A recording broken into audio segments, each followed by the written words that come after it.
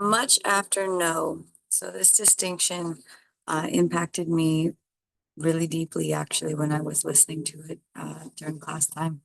And it hit me that this whole world that we live in is the result of someone not saying no.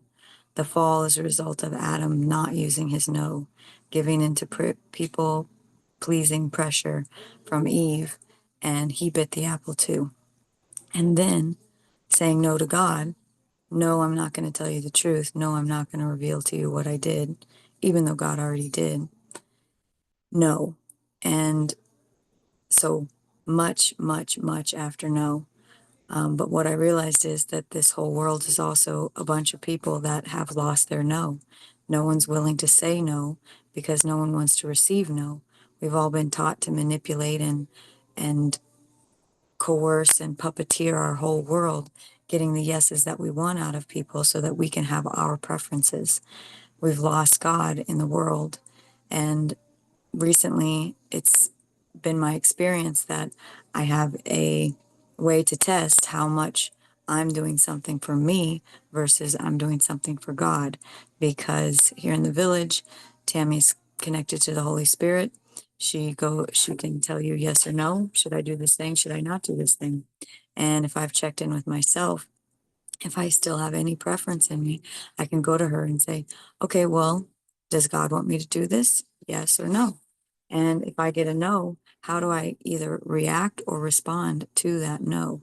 And you can tell so much about somebody immediately after they receive a no, because most of the time they don't get a no. I can speak for myself. I was so good at magicking and manipulating my world that very, very rarely do I ever receive a no from somebody. So I spoke to, it shocks me a little bit actually, but in the best way, because a little bit of my soul wakes up when I hear someone start to use their no again, because people have been so lost because they've never no to somebody. Every single time that you say yes to somebody, when you actually mean no, when you want to say no, when you're being called to say no, a little piece of you dies, and you're actually killing a little piece of yourself when you do that.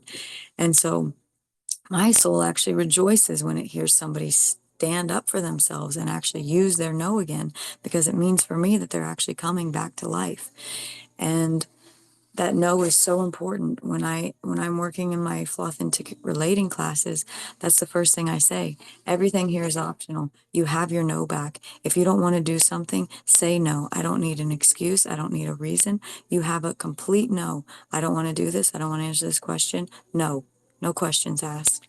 And it's really empowering for people to be able to use that no again, and to have someone on the other side be able to receive it.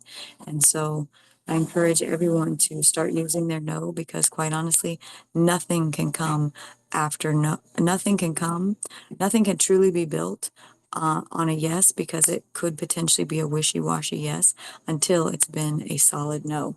So that's much after no. Thank you.